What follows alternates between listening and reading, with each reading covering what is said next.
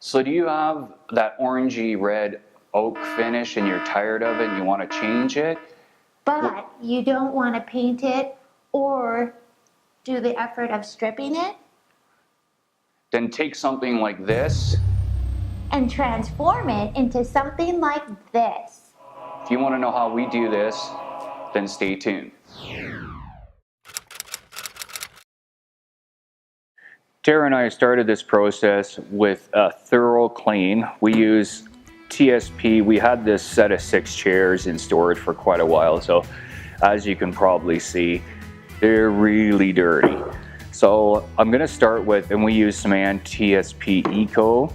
It's just a little nicer to work with than your standard TSP, biodegradable, a little more people friendly. So I'm going to wash up this chair. Basically, the TSP, a couple capfuls in a wash container like this, and we like to use warm water. And aside from that, we like our sanding pads. We use these, well, you'll see further in the process too, but these work extremely well and they hold up really well.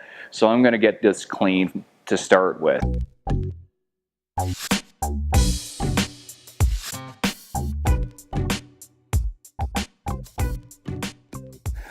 So I'm just going to mention, I am starting initially with just a microfiber rag, and the reason I'm doing that is I just want to get the bulk of the dirt off to start with. Then I'm going to follow up with the sanding pad. After I wash the whole thing, I'm going to redo it again with the sanding pad. Now that we've let them dry up after cleaning them, you want to make sure that they're dry before you start this. Next step, we want to degloss them. And what we're going to use to degloss them is just straight acetone and again a sanding pad.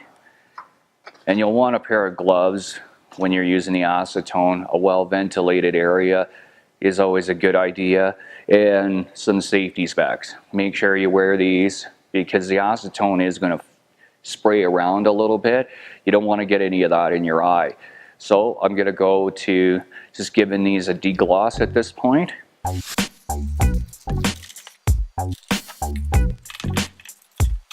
Now for deglossing, you just want to give them a quick wipe. It's it's almost like a rinse. And then just move the product around and keep rinsing your sanding pad out quite frequently.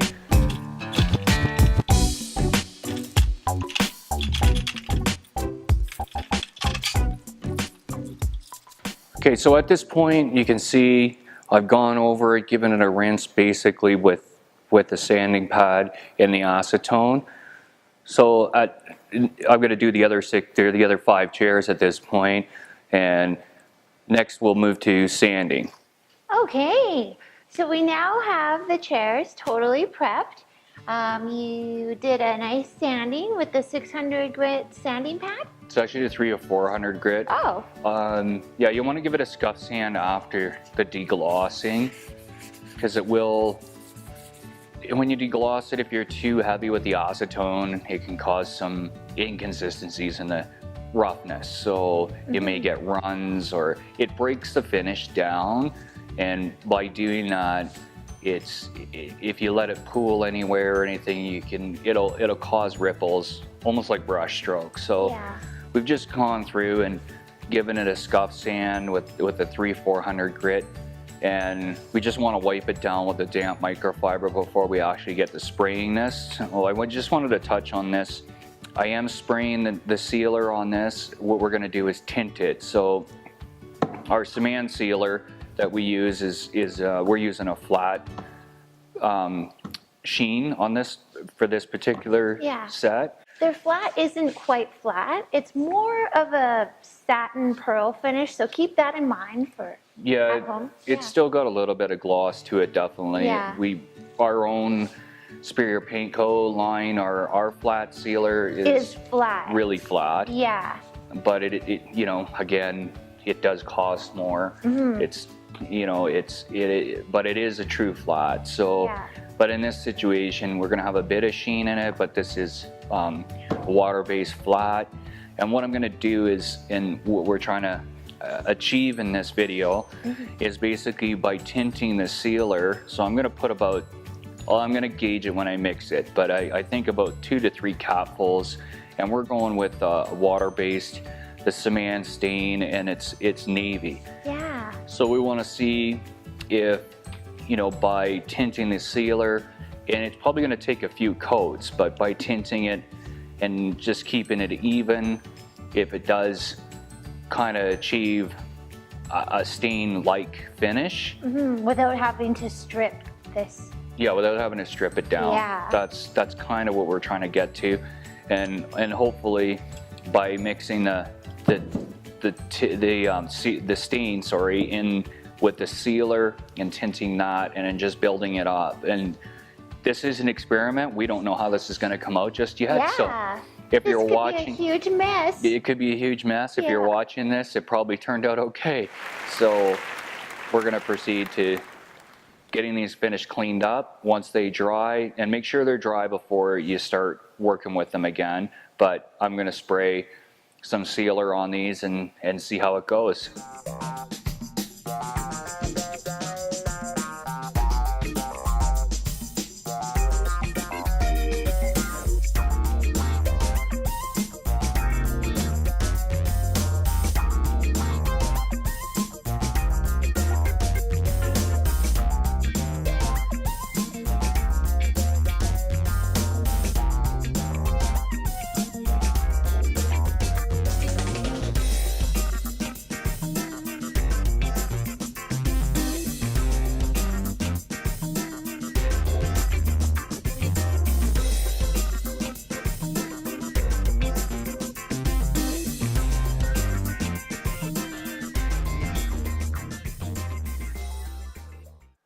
So we've come to the end of this video. It's been a short one, but we wanted to just go over a few key points with this and this application. Like we showed you, it's important to really degloss that original finish and get something that the new sealer can apply to and adhere to really well. But I ended up with our sealer, and we use a water-based sealer, going 4 capfuls of the stain color in basically a quart of sealer. So it was a little bit more than I anticipated in the first place, and you want to build that up gradually. It's not a heavy penetration every time. It's multiple coats, and I ended up doing about 6 coats on these chairs to get the tone range. And you want an even application, and this is one of the hardest things to do this with. Because of all the angles? Because of all the angles, Yeah. the spindles, you know, it's very difficult to do these in particular. We refinished kitchens, and for that application, I could see this working really well. Absolutely. It came out really nice. You can still see the wood grain in it, but it does hue it to, like this is that navy tone, and that's the stain color that we used. But it's a deep, rich navy tone, so I'm pretty happy with the way they came out.